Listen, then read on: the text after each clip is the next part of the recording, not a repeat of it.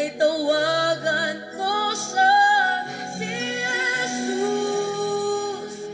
Kung kailan kailangan siya, palagi naroon at karamay siya, si Jesus. Kapag hindi ko na makaya, sa Kanya lang ako aasa.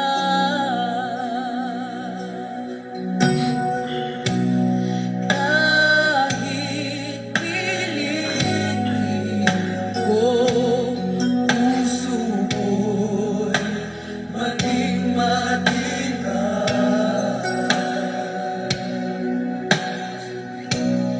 Ang kabiguan ay dumarating sa aking buhay.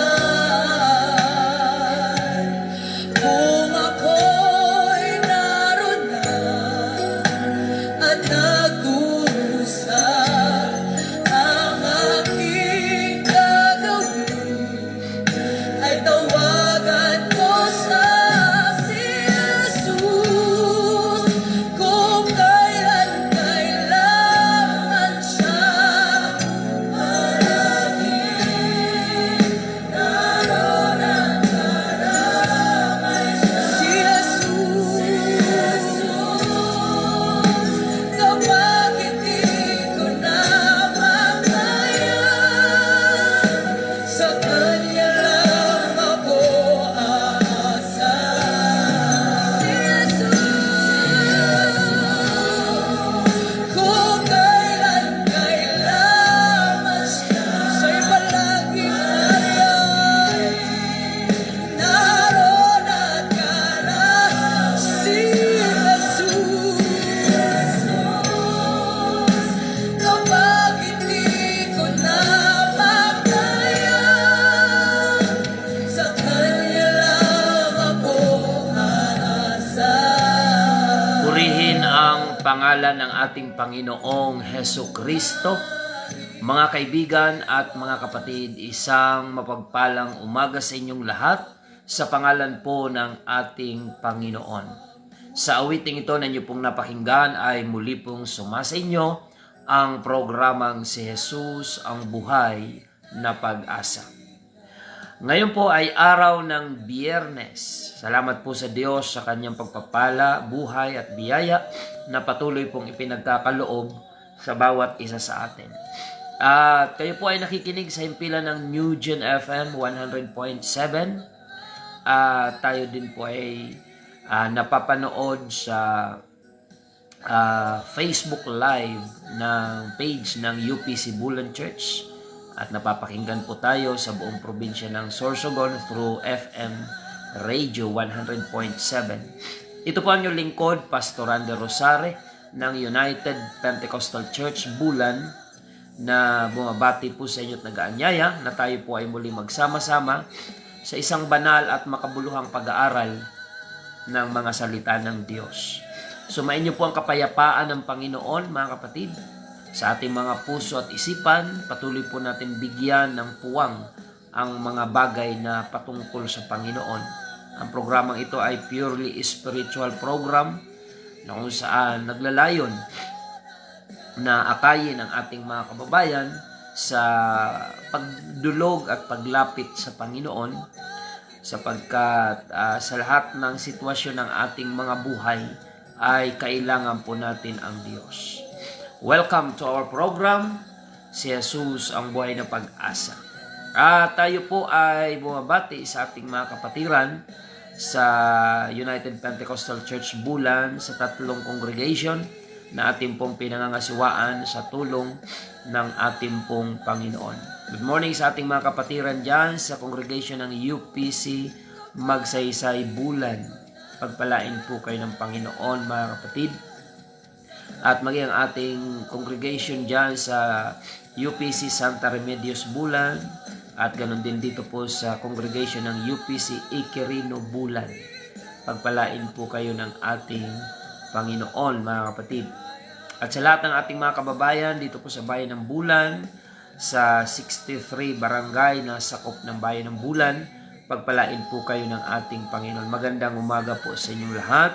At sa ating mga viewers online, paki-share na lang po mga kapatid upang mas marami pa po ang maabot ng salita ng Diyos ng mga kababayan po natin, mga ka-friend po ninyo sa Facebook. Tulungan po natin sila na mabahaginan ng salita ng ating Panginoon sa pamamagitan po ng ganitong programa, spiritual program. Maibahagi po natin si Kristo sa buhay ng marami nating mga kababayan.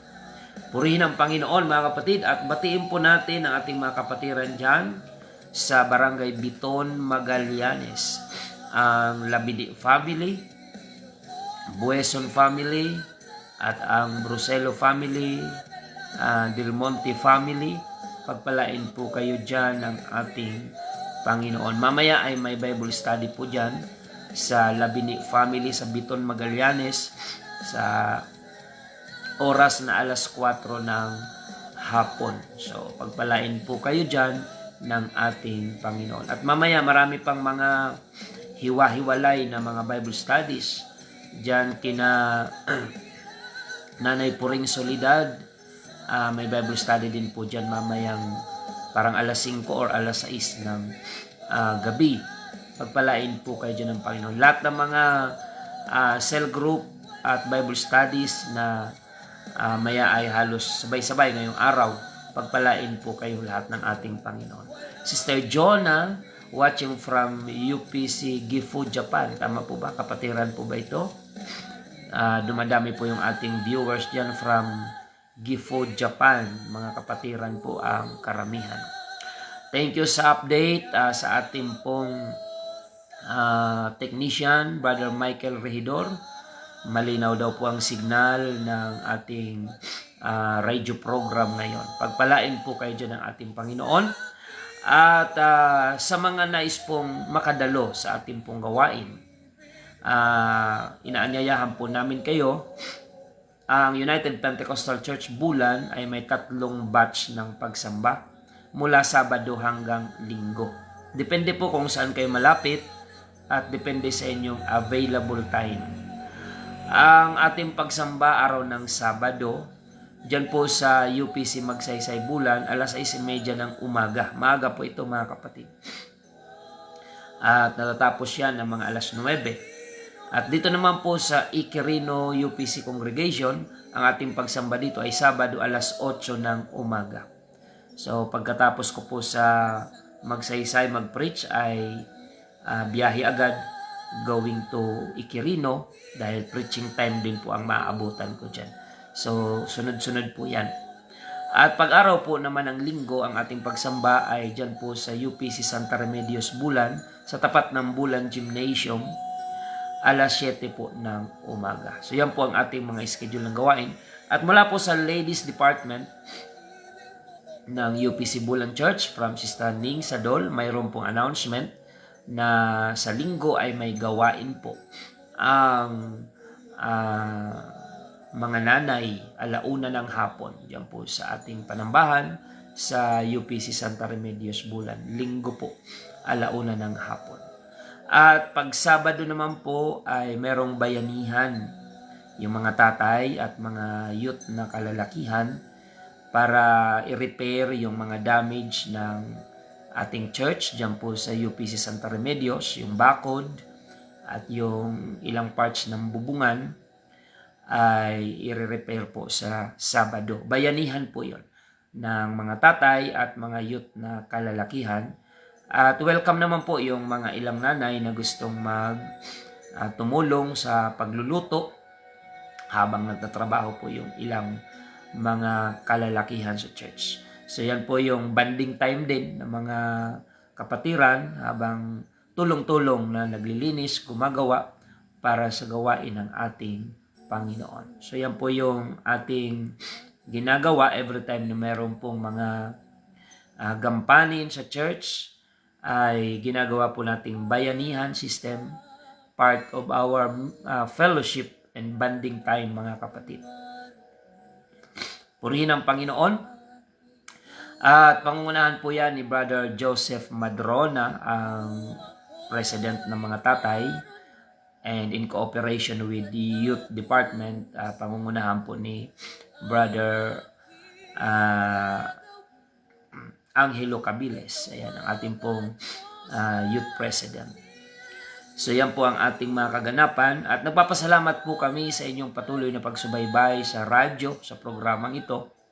At nung nakaraang Sabado mga kapatid, after ng ating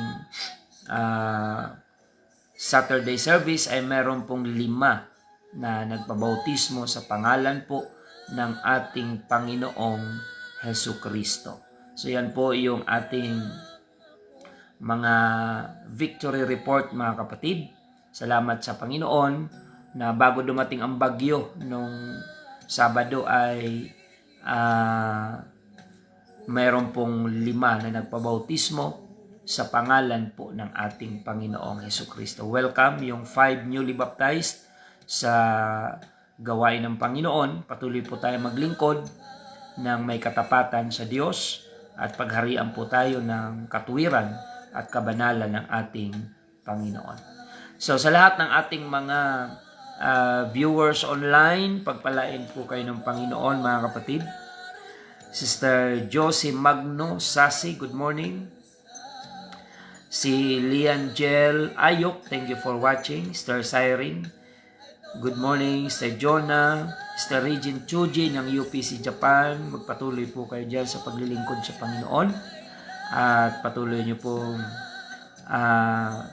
ilaan ang inyong buhay sa pag-akay ng mga kaluluwa. Tulungan nyo po ang church, help your pastor, upang patuloy po na malugod ang Panginoon sa ating pong mga buhay. Sister Elena Murata Burabo, thank you for watching. Sister Isabel Espirito, good morning. Si Brother Serafin Akiwo, thank you for watching. Si Mama Edin Nabua, thank you for watching. Pagpalain kayo ng Panginoon. Praise the Lord. Sister Lani Bituon Julian, thank you for watching. Sister Faye Aguila, ayan. Si Lola Faye, good morning. At si Ka Jomar, ayan. Ito po ay isang pastor, pamangkin ko po ito. Pastor Jomar Gulyoso, diyan sa Pampanga. Sister Dolor Quezon, Sister Helen Hailo, Sister Divine Espela Guyal, Brother Felix Musa sa Saudi Arabia. Sister April Santos, si Brother Dario Tobias, ayan, good morning. Sister Miguel Amira from Italy, UPC. Sister Angelita Liguro, Brother Marvin Santos, amen. And Sister Helen Ditera, praise the Lord. Sister Melody Herrero, good morning. Sister Evelyn Valencia Punsalan. At si Brother Daniel Marahay sa Palawan, good morning po sa inyo dyan. At si Brother Andy Orozco, Sister Egina Banisok Tayag. Sister Margie Guetan Isiha, si Brother Dario Tobias. At sino pa ba? Brother Tofi Mendoza, Brother Gary, Pastora Sheila May Peñaranda ng UPC Sabah, Malaysia. Praise the Lord. Sister Christy De Suyo, Sister Cheryl Murata, ayan, kapatid ni Brad Adam, good morning po. Pagpalain kayo ng Panginoon at ang inyong buong family, maging sina Tatay Eli, Nanay Nora Murata, dyan po sa Barangay A. Bonifacio. And watching right now, Sister Ruth Almoraji sa Pasig, Sister Marilyn Sumailo, yan, Sister Lita Sultan, Sister Yuli Albao, si Lovie Gar, thank you for watching. Si Brother Leo Divico Neja sa Bonifacio, Brother JR and family, good morning. Sister Marilyn Wagas Ayok, thank you for watching. Amen. Praise the Lord. Si Jen Tendero, thank you for watching. Si Cielo Nolasco Galabo, thank you for watching. Brother Ferdinand Mendez, ayan, good morning po sa inyo. So yan po yung ating mga viewers. Si Brother Michael Magbutay, ayan, good morning po Pastor Randy, watching from Manila. Ayan, Pagpalain kayo ng Panginoon. Sister Evelyn Aconia, Sister Salvi Casin, and Daddy Buddy. Pagpalain po kayo ng Panginoon. Maging si Agosto 15. Ayan, okay yung apelyido niya, no? At si Lerio Escarda, thank you for watching. Sister Cherit Guevara Ritonel. Okay, so yan po, hanggang dyan lang muna ang ating mga pagbati upang mabigyan natin ng mas mahabang panahon ang ating pong pagtalakay ng salita ng ating Panginoon. Tayo po ay manalangin bago tayo dumako sa pag-aaral ng salita ng Diyos. Panginoong Hesus, ngayong umaga kami po ay nagpapasalamat at amin pong dinadakila ang iyong pangalan sa lahat ng kabutihan mo sa amin pong mga buhay. Panginoon, pagpalain mo o Diyos muli ang aming mga kababayan sa pagsubaybay sa programang ito ngayong umaga. Igawad mo po sa bawat isa ang iyong kapangyarihan at mapagpalang kamay upang katagpuin ang pangangailangan ng aming pong mga kababayan. Higit sa lahat, spiritual na pangangailangan. Gamitin mo po ang programang ito at ang iyong abang lingkod to address the spiritual need of our viewers and listeners sa programang ito. Na anuman ang kanilang kalagayan, Panginoon, as they listen to this program through the Word of God na aming pong ibabahagi, ay kikilos ka sa buhay ng aming mga kababayan. Dalangin din po namin, O Diyos, dalisayin mo po ang aming mga puso, gawin mo po kaming karapat-dapat sa iyong banal na harapan. At dalangin po namin, Panginoon, na ang aming mga kababayang may taglay na karamdaman na sumasabay sa panalangin ito. Pagkalooban mo sila ng ibayong pananampalataya at patuloy mong tugunin ang kanilang mga panalangin at mga karamdamang taglay ay pagkalooban mo ng kagalingan. In the name of our Lord Jesus Christ. At ang mga nasa kagipitan, pangangailangan, financially, materially, patuloy mo pong i-provide as you promised, O Lord, in your word, that if we seek first your kingdom and your righteousness, all these things shall be added unto us. Ang pangako mo ay laging tapat at totoo sa mga taong nananalig sa iyong kalooban, sa iyong salita at sumusunod sa iyong banal na kalooban. Pagpalain mo, Panginoon, ang iyong mga anak na ngayon ay nakikinig sa programang ito at magligtas ka ng maraming mga kaluluwa. Ngayong kami ay nasa mga huling panahon na. Dalangin po namin, Panginoon, ikaw ang mangusap. Tawagin mo ay mga kababayan sa pagbabagong buhay at kalayaan mula sa kasalanan at akayin mo sa iyong katuwiran at kabanalan. Salamat po, O Diyos. Purihin ka, sambahin ang iyong dakilat banal na pangalan. In the name of our Lord Jesus Christ, we pray. Amen and amen. Kapag hindi ko na makayan, sa Kanya lang ako aasa. Si Jesus, kung kailan mas sa'y palaging nariyan, naroon at karan si Jesus. Patuloy po tayo, mga kapatid, sa ating programa. Amen. Batiin ko po ang Virginia Church UPC dyan po sa Puerto Princesa, Palawan. Ayan. Si Pastor Manuel Frio and family at lahat ng mga kapatiran dyan. At merong nakasubaybay sa atin ngayon. Amen. Si Brother Herbert Huwit Nazareno Sr.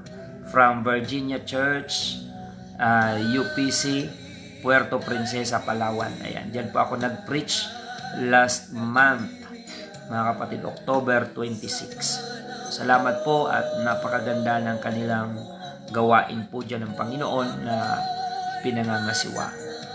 So ngayon po tayo ay dadako sa Word of God, mga kapatid. Buksan po natin ang ating banal na kasulatan dito po sa aklat ng Lucas. Ayan. Luke chapter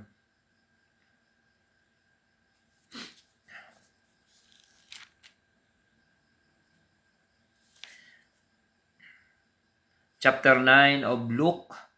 Ganito po ang ating mababasa mga kapatid. Luke chapter 9 verse 57. Ganito po ang ating mababasa mga kapatid. At paglakad nila sa daan ay may isang nagsabi sa kanya, "Susunod ako sa iyo saan ka man pumaroon." At sinabi sa kanila ni Jesus, "May mga lungga ang mga sora, at ang mga ibon sa langit ay may mga pugad. Datapwat ang anak ng tao ay walang mahiligan ang kanyang ulo." At sinabi niya sa iba, "Sumunod ka sa akin." Datapwat siya ay nagsabi, "Panginoon, tulutan mo muna akong makauwi at mailibing ko ang aking ama." Datapwat sinabi niya sa kanya, "Pabayaan mong ilibing ng mga patay ang kanilang sariling mga patay. Datapwat yumaon ka at ibalita mo ang kaharian ng Diyos." At ang iba naman ay nagsabi, "Susunod ako sa iyo, Panginoon, datapwat pabayaan mo akong magpaalam muna sa mga kasambahay ko." Datapwat sinabi sa kanya ni Jesus, "Walang taong pagkahawak sa araro ay lumilingon sa likod na karapat-dapat sa kaharian ng Diyos." Pagpalain ng Panginoon ang kanyang banal na salita. Pag-aralan po natin ngayon ang tinatawag na the price of following Jesus. Yung katumbas na halaga ng pagsunod sa ating pong Panginoon. The price of following Jesus. Pagpalain po tayo ng ating Panginoon. So mga kapatid, ako po ay naniniwala na maraming tao ang nagdi-desire na sumunod sa Panginoon. Hindi lamang po yung mga UPC saints or members, hindi lamang yung mga born again, Pentecostal One God believers ang nagdi-desire na sumunod sa Panginoon. Marami pong mga tao na if they will be honest, mga kapatid, sasabihin nila na mayroon silang hangarin na sumunod sa Panginoon. At iyan ay napakagandang simula sana. Yung ang tao ay nagdi-desire na sumunod sa Panginoon. Ngunit hindi po doon nagtatapos. Amen. Ang hangarin ng ating mga puso na sumunod sa Diyos ay dapat magkaroon ng tinatawag na reality. Amen. You have to put your desire into reality. Kasi hindi po tayo aariing ganap ng Panginoon dahil lamang may desire tayong sumunod kung hindi naman ito naging realidad. Amen. Kaya sa mga nakikinig ngayon, na bunga ng inyong pakikinig ay nagkakaroon kayo ng desire na sumunod sa Panginoon, yan ay napakaganda na pong simula, mga kapatid. Ang kailangan na lang po ay ilagay nyo sa realidad yung desire ng inyong puso. Amen. Put your desire into action. Ganun lang kadali yun, mga kapatid. So, isang senaryo sa panahon ni Jesus Christ habang siya ay nasa earthly ministry niya, ay may mga taong nag-express ng desire to follow Him. Ngunit may mga naging sagabal po sa kanilang desire na sumunod sa Panginoon. Kagaya ng ating binasa, mga kapatid, may taong nagsabi sa kanya, "Panginoon, susunod ako sa iyo saan ka man pumaroon." Pero ang Panginoon po, hindi siya nambubudol, mga kapatid. Hindi siya nagpapaasa. Tinatapat niya yung tao na nagsasabing gustong sumunod sa kanya. Hindi siya paasa. Ang sabi ng Panginoon, may mga lungga ang mga sora at ang mga ibon sa langit ay may mga pugad. Datapwat ang anak ng tao ay walang kahiligan ang kanyang ulo. So dito po ay pinapakita ng Panginoon na kung susunod tayo sa Kanya, dapat ang motibo natin ay hindi mga pagpapala lamang. Hindi po mga material lamang. Kasi may mga tao po na naiingganyong sumunod sa Panginoon, makinig, at tumugon sa pangangaral only because meron po silang gustong makamit mula sa Panginoon. Well, naniniwala po tayo na kaya tayo ng Diyos pagpalain dahil makapangyarihan po ang Panginoon. Ngunit sa pagpunta rito ng ating Panginoon, bagamat siya ang nag-iisang Diyos, ngunit ang pagparito ng Panginoon sa kanyang earthly ministry is to redeem us. Siya ay nakadesign to suffer. He was born to die for our redemption. Kaya wala tayong nakitang marangyang buhay ni Jesus nung siya ay nagkatawang tao. Sa katunayan, kaya siya ni-reject ng mga Hudyo, and until now, rejected po si Jesus Christ ng mga Hudyo. Dahil ang expectation ng mga Hudyo, yung hari na kanilang hinihintay, ay ipapanganak sa palasyo at sa kaharian. Kaya hindi siya matanggap ng mga Hudyo dahil pinanganak po siya sa sabsaban. At ito ngayon, sinasabing siya ang hari ng mga Hudyo. So, naging insulto pa nga sa mga Hudyo yung pagiging hari ni Kristo. Kaya nga siya rejected. Dahil ang expectation ng mga Hudyo kay Jesus Christ, siya ay dapat nanggaling sa palasyo ng hari para kilalanin siyang hari ng mga Hudyo. Pero hindi. Naging karpentero pa nga siya. Naging anluwagi pa siya sapagkat yung foster father ni Jesus Christ na si Joseph, si Jose, ay karpentero. So, ang tingin sa kanya ng mga tao, anak lang ni Maria at ni Jose. Dahil hindi naman alam ng mga tao yung lihim na si Jesus Christ ay lalang ng banal na espiritu, ipinanganak lamang ni Birheng Maria upang isilang ang kanyang pagiging tao. Yung humanity side ni Jesus Christ. Yung human side. Dahil si Jesus Christ po ay may dalawang kalagayan, siya ay totoong Diyos at siya rin ay totoong tao. Ang ipinanganak ni Maria ay ang pagiging tao ni Kristo. Pero ang pagiging Diyos ni Kristo ay wala pong kapanganakan. Kaya wala po tayong mababasa sa mga original na salin ng Biblia na salitang Diyos Anak. Wala pong Diyos Anak sa mga original na salin ng Biblia o yung mga lumang salin ng Biblia. Wala pong Diyos Anak na salita o na term na tumutukoy sa Diyos. Mga kapatid, sapagkat nung ipinanganak si Jesus Christ, ang ipinanganak ni Maria ay ang pagiging tao ni Kristo, hindi ang pagiging Diyos. Mga kapatid, kaya si Mary ay hindi po kwalipikadong tawagin na Mother of God. Lagi kong inuulit-ulit ito sapagkat ang tradisyon nating nakamulatan, ganun ang paniniwala, bunga ng maling. Alam nyo, kapag na fake news ka, aakalain mo na yung mali ay tama at yung tama ay mali. Yan ang problema ngayon sa mundo. Nauna ang masamang balita, kaya ayaw ng paniwalaan ang magandang balita. Nauna yung maling information, wrong gospel, kaya kapag pinangaralan mo na ng apostolic gospel, ayaw nang tanggapin. Pero mapalad yung mga naghahangad na malaman ang katotohanan. So mga kapatid, si Jesus Christ sa kanyang humanity, may mga taong nag-express na sumunod sa kanya, kagaya ng ating binasa, pero tinapat sila ng Panginoon. Susunod kayo sa akin, ito ang buhay ko. Ang mga sora, mga hayop ito, na may mga sariling tirahan, may mga lungga, ika nga.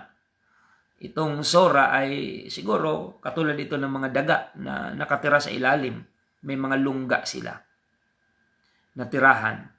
At ang mga ibon ay may pugad. Pero sabi ng Panginoon, siya, wala siyang ni anong pag-aari, ni unan, yung kahiligan ng kanyang ulo. Yan po ay unan sa pagtulog, ay wala siyang pag-aari. So ang pinapakita dito ng Panginoon, na kung susunod ka sa akin, dapat hindi material na bagay ang motibo mo. Hindi po benepisyong material. Sapagkat ang benepisyo ng pagsunod sa Panginoon ay spiritual, pangkaluluwa po na benepisyo. Kaya nga ang sabi ng Panginoon sa Mateo 4:4, hindi lamang mabubuhay ang tao sa tinapay, kundi sa bawat salitang namumutawi sa bibig ng Diyos. Kagaya ng umagang ito na ibinabahagi po namin sa inyo ang salita ng Diyos, maaring kayo ay nag-aalmusal ngayong umaga, nagkakape-kape, yan po ay pangkatawan na kalusugan, kalakasan.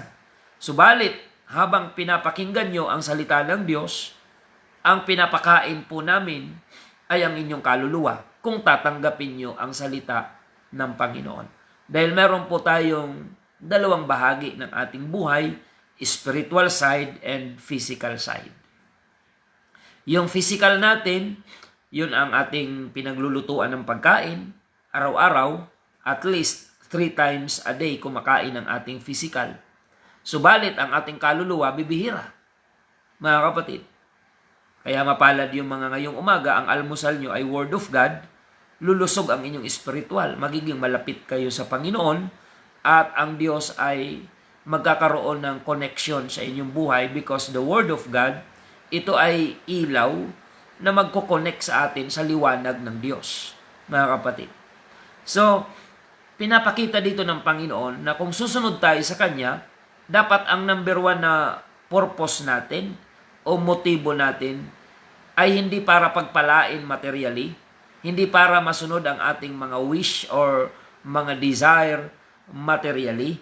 Bagamat yun ay kayang ibigay ng Panginoon, mga kapatid, pero hindi po yun pang matagalan. Kahit ikaw na ang pinakapinagpala sa mundong ito materially, ang material na bagay ay temporary. Ngunit kung maglilingkod tayo sa Panginoon, ang paglilingkod sa Panginoon ay magbibinipisyo tayo ng eternal na buhay sa piling ng Panginoon. Kaya wag nating ipagpalit yung eternity natin sa mga temporal na mga bagay. Yes, kailangan natin ng blessing to sustain our daily needs. Pero higit sa lahat, kailangan natin ang kaligtasan ng ating kaluluwa. That's why we encourage everyone to serve the Lord, to surrender your life to Jesus Christ, repent and be baptized in the name of Jesus Christ for the remission of your sin, and you shall receive the gift of the Holy Ghost. So kapag tayo ay naglingkod sa Panginoon through having faith, repentance, and baptism in Jesus' name, so the benefit will be eternal life. Hindi po temporaryong buhay. Pero kung nakinig ka lang, na-bless ka lang, mayroon ka kasing prayer request, mayroon kang gustong kamtin, promotion, blessing, healing, okay naman yon. Pero temporary yan. Pwede kang pagalingin ng Panginoon sa iyong karamdaman ngayon, pero kung di ka maglilingkod sa Diyos, may impyerno pa rin ang iyong kaluluwa pagkatapos ng iyong buhay na temporary dito sa physical na buhay na ito. So, para makatiyak tayo mga kapatid, yes, ang Diyos ay may mga inihandang pagpapala sa mga uunahin ang kanyang kaharian at katuwiran, subalit, dapat nating mas ipaprioritize ang paglilingkod, pagsunod sa Panginoon. Kaya sa mga nakikinig ngayong umaga sa programang ito, salamat po sa inyong time. But let me remind you, dumalo kayo sa church. Dumalo kayo sa mga gawain na ipinapangaral ang pagbabagong buhay, na lilinisin ang inyong mga wrong attitude. Kasi may mga nakikinig ng Word of God, masaya lang na nakikinig. Pero ayaw naman nila magbago, ayaw magpasakop, mga kapatid. So hindi rin po yun hahantong sa kaligtasan, mga kapatid. So kailangan isurrender natin ang kalooban natin sa kalooban ng Panginoon. At nais ko rin pong ipaalala mga kapatid sa mga UPC members sa iba-ibang church. Huwag niyo pong idahilan na hindi kayo nagsisimba sa inyong church, UPC church, dahil nakikinig naman kayo kay Pastor Randy. Huwag niyo po akong gawing kasangkapan para magpasaway kayo sa pastor niyo, mga kapatid. Kung kayo po ay nakikinig sa programang ito, I really appreciate your effort, your time to watch our program. Pero paalala po, hindi po excuse na kayo ay nakikinig sa programang ito para pag sinabi nyo sa pastor nyo, hindi na kami magsisimba dahil nakikinig naman kami kay Pastor Randy, ay hindi po yan ang kalooban ng ating Panginoon, mga kapatid. So I hope na yung mga UPC members sa iba-ibang lugar, mga kapatid, na nabibless po dito sa ating program, mas maging blessing po kayo sa pastor nyo, mga kapatid. Nais kong i-remind kayo, kung kayo nabibless dito sa program, bless your church, your local church. Bless your pastor. Obey your pastor. Kung alam nyo naman na yan ay lingkod ng Panginoon, sumusunod sa kalooban ng Diyos, maaaring hindi man yan perpekto, magpasakop kayo sa inyong local church pastor. Mga kapatid, dyan po kayo sumuporta financially, mga kapatid. Kaya dito sa programang ito, hindi po ako sa inyo humihingi ng kung anong material na bagay sa inyong pagsubaybay.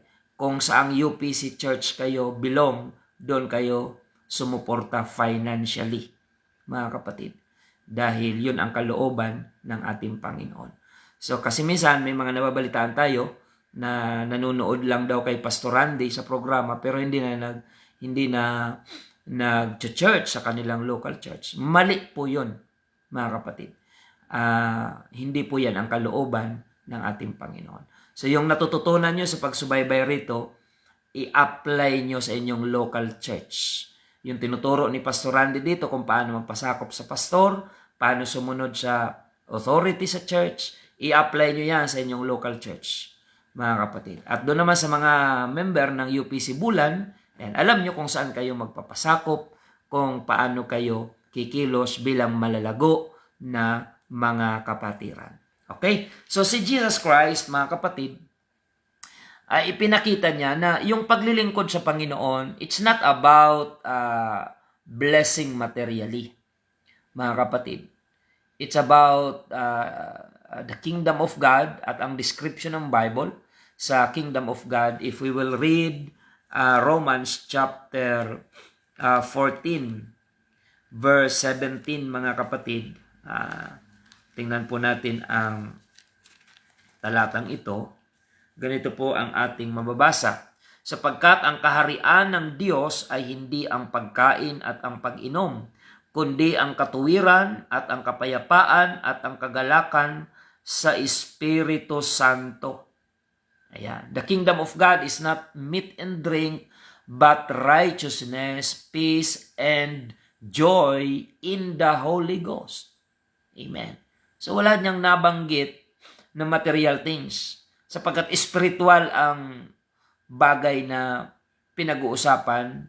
When we talk about the kingdom of God, it's not about pleasure, it's not about money or wealth na makasanlibutan. It's about righteousness, peace of God, and joy in the Holy Ghost, mga kapatid. At sa inyong pagdalo, hangarin nyo na lagi kayo mapuspos ng Holy Ghost dahil minsan, may mga preaching ang pastor na hindi nyo kayang lunukin kung tisorin kayo. At para lumago po tayo, mga kapatid, kailangan sa pagdalo natin sa church ay mapuspos tayo ng Holy Ghost. Mag-worship tayo, hindi lang tayo... Some people are going to church not to worship but to observe. Hindi po ang Diyos naghahanap ng observer sa church. God is looking for a true worshiper. Marami po akong na-observe na pumupunta sa church not to worship the Lord, but to observe. Mga kapatid, okay lang kung ikaw ay first-time visitor. Pupunta ka sa church, napilitan kang dumalo, may makulit na nag-invite sa'yo, it's okay. Nasa simula, ikaw ay nag-observe. Pero kung matagal ka na sa church, and until now, you're just observing, Every time you go to church, hindi ka nagpa-participate sa prayer and worship, wala kang response sa pangangaral, wala ka ring nararamdaman na pangungusap ang Panginoon, there's something wrong with you, mga kapatid. Magiging tisorin ka, at minsan, ang interpretasyon mo sa pangangaral, ikaw ang pinatatamaan. Well, in fact, hindi po para sa iyo. Yung pangangaral, hindi lang para sa iyo yun, para sa lahat yun, mga kapatid. So one time, mayroong natisod sa akin dahil pinatamaan ko daw sa pangangaral. Ang sabi ko sa kanya, sa dami ng tao doon, di ko nga alam na naandun ka nung linggo. Dahil lalo pag first Sunday, mga kapatid, marami-rami yung dumadalo. Yung mga nasa likod, di mo na nga mamukhaan, mga kapatid.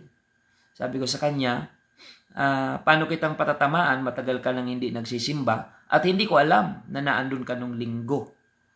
Ang pangangaral na yon ay para sa lahat, para sa amin, para sa lahat ng gustong sumunod sa kalooban ng Panginoon. Kapag hindi tayo napupuspos ng Holy Ghost, nag-iiba yung basa natin sa pangangaral. Kala natin personal, pero hindi. Si Jesus Christ, yung mga natitisod kay Jesus Christ nung siya'y nangangaral, yung mga hindi puspos ng Holy Ghost, mga kapatid.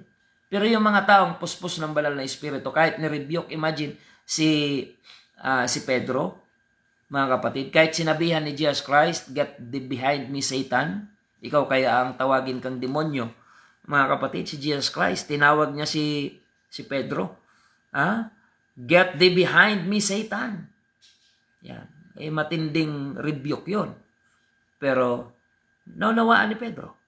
Dahil bukas ang puso niya natanggapin ang salita ng ating Panginoon. So, when we serve the Lord, dapat ang motibo natin ay hindi just to be blessed materially o to be comforted o to be comfortable ang ating mga buhay, mga kapatid.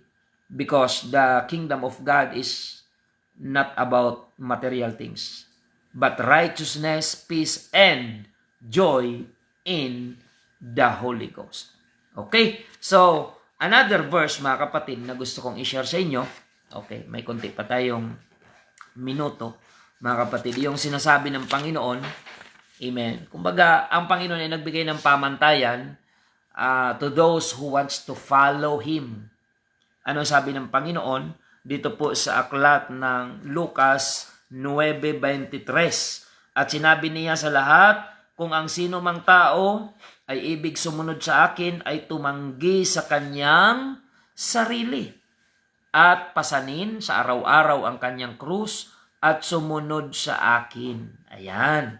So mga kapatid, yan po ang kumbaga pamantayan ng Panginoon to those who wants to follow Him. Kaya nga ang title natin is about the price of following Jesus. Dahil hindi ka pwedeng makasunod sa Panginoon na ikaw pa rin ang nasusunod sa buhay mo. Pag susunod tayo sa Panginoon, we need to surrender our own will, human will, to the perfect will of God. Yan ang pamantayan ng pagsunod sa Panginoon. It doesn't matter kung magaling ka o hindi, mayaman ka o mahirap, wala yang kinalaman. As long as you are willing to surrender yourself, your own will to the will of God, pwede kang makasunod sa Panginoon. Kasi ang maglalabanan dyan, yung kalooban mong sarili at ang kalooban ng Diyos, magtatalo yan lagi. Kapag hindi ka totally surrendered sa Panginoon, ang laging maglalaban sa loob mo ay ang kalooban ng Diyos at ang kalooban mong sarili. Magtatalo yan, maglalaban yan, mga kapatid. Para ikaw ay magtagumpay sa spiritual, kailangan totally submissive ka. Sa church, sa authority, sa pastor, sa word of God. Amen. You cannot love the Lord and hate your pastor at the same time. Kasi minsan nadideceive tayo, ayaw magsimba, galit kay pastor, pero mahal niya raw si Lord. Mga kapatid, you cannot love the Lord and hate the church or your brethren or your pastor at the same time. Amen. mga kapatid. Kasi kalooban ng Diyos na sa church, may mga taong mahirap kasunduin. Minsan kapatiran. Kalooban ng Diyos yan para matest kung malago ka bang mag-handle ng mga difficult situation. Kasi dyan mo ngayon mag-gauge kung lumalago ka. Kasi kung tuwing may hindi ka nakakasundo sa church, umaalis ka, paano ka lalago? Paano ka matututo mag-adjust, umunawa? Mga kapatid, paano ka matututong mag-care sa iba? Kung yung baby Christian kasi, laging ang care niya ay ang kanyang sarili. I will go to church, kailangan ma-bless ako. Pero pag malago ka na, you go to church not just to be blessed, but to be a blessing also to others. Mga kapatid, yan yung nagiging adjustment, mga kapatid. Kaya kung may katitisuran, aalis tayo sa church, hindi tayo lalago. Baka yung kinatisuran mo, natuto na, lumago na, mga kapatid, dahil dinidil din ng Panginoon yung iba't ibang problem ng tao. Pero hindi sapat na aalis tayo sa church just because natisod tayo sa kapatid, may hindi tayo nagustuhan, mga kapatid. Hindi tayo lalago, mapag-iiwanan tayo, mga kapatid. Magiging tupang ligaw tayo at pagdating ng paghuhukom, sinong pastor ang mananagot sa kaluluwa natin kung wala man tayong pinagpasakupan ng kaluluwa natin. Yan yung danger, mga kapatid, kung di ba yung mga palipat-lipat ng simbahan, okay lang kung aral ang dahilan. Pero kung may di ka lang nakasundo, lilipat ka sa ibang church, the same teaching, the same aral, the same doctrine. So, attitude ang problema nun, mga kapatid.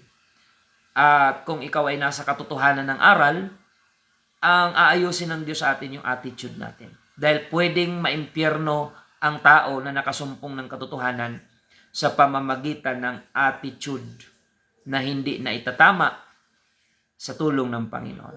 So, ang pwede lang ayusin ng Diyos sa ating buhay ay ang mga areas ng buhay natin na totally surrendered na sa Panginoon. Kaya kapag ang buhay ng tao ay hindi totally surrendered sa Panginoon, kahit balik-balik yan sa church, hindi yan magbabago, hindi yan lalago, hindi yan titibay. Kasi kung ano lang ang isinuko mo sa Diyos, completely, yun lang ang pwedeng ayusin at baguhin ng ating Panginoon. How about kung partial yung ating pag-surrender sa Panginoon? Yung paglago mo ay partial din. Ang tao naman ay mahilig sa hulugan, mga kapatid. Minsan may mga Kristiyano na na-adapt nila yung pagbabagong buhay ginagawang hulugan, mga kapatid. Bakit hindi natin completely isurrender sa Diyos ang ating buhay? Dahil di naman natin kayang baguhin ang ating sarili sa ating sarili lamang. Kailangan natin ang Panginoon. Ngunit ang Panginoon ay kikilos lang kapag totally surrendered sa Diyos ang ating pong mga buhay. So, purihin ang Panginoon, mga kapatid, at medyo na-twist lang yung ating takbo ng pagtalakay. Siguro kalooban ng Panginoon na madaanan natin ito. Pero ang pinakapunto dito, when you decide to serve the Lord, don't look for material gain. Don't look for comfortable life bago ka sumunod. Sundin mo lang ang Panginoon, ano man ang sitwasyon mo ngayon. At ang Diyos, kapag inuna natin ang kanyang kaharian at katuwiran, marunong ang Diyos kung ano ang susunod na gagawin niya sa mga tapat na naglilingkod sa Kanya. No need to remind the Lord that you are faithfully serving Him. If you are serving God faithfully, then alam ng Diyos kung ano ang gagawin niya sa mga tapat sa Kanya. Ang pagpapala, hindi mo kailangang ipagmakaawa sa Diyos kapag tapat ka sa Kanya. Because ang Diyos mismo ang magpaplano kung paano pagpalain ang buhay mo. Na hindi mo kailangang i-stress ang sarili mo. Hindi mo kailangang i-pressure ang sarili mo. Na habulin mo lang habulin ang blessing.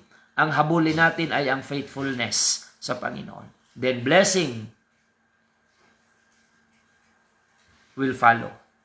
Because we believe that God can command even the blessing to find you wherever you are if you are faithfully serving the Lord. Pagpalain po kayo ng ating Panginoon, mga kapatid, at ito po yung ating natalakay. Nawa ay palaguin tayo ng Panginoon mag-handle tayo ng mga situation na ayon sa kalooban ng Diyos, mga kapatid, at manatili tayo. Be loyal to your pastor. Kung kayo po ay UPC members, sino man ang pastor nyo sa inyong local church, be loyal to your pastor, mga kapatid. Dahil dyan ang blessing ng Panginoon, mga kapatid. Support your local church. Amen. And mag-akay kayo ng mga kaluluwa, mga kapatid. Di ba nung October ay tinatawag nilang Pastor's Month Appreciation? Ang nirequest ko sa mga kapatiran, gusto nyo mapasaya ang pastor nyo, mag-akay kayo ng bisita sa church. Mga kapatid, hindi material na bagay ang nagpapasaya sa tunay na pastor, kundi makakita yan ng mga taong lalapit sa Panginoon, nagsisisi sa kasalanan. Mga kaluluwa po ng tao. Ang pinakakagalakan ng pastor na makita sa gawain ng Panginoon. It's not about material things, mga kapatid. It's about souls. We preach not because of material gain. We preach because of soul. God bless everyone. Pagpalain kayo ng ating Panginoon. Tayo po ay manalangin.